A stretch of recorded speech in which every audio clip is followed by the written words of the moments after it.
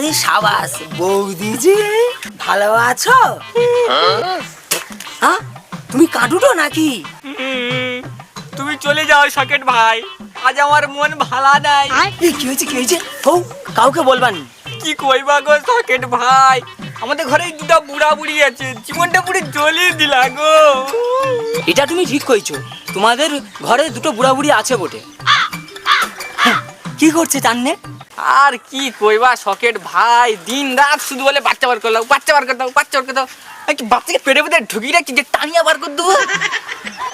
আমারও একটা প্রশ্ন ছিল, তোমাদের কি বাচ্চা কাচ্চা হবে নি? আর কি কইবা, সে ডাক্তার কইছে তোমার দাদার প্রবলেম, তার পাইপে জল গলেনি। এও প্রবলেম?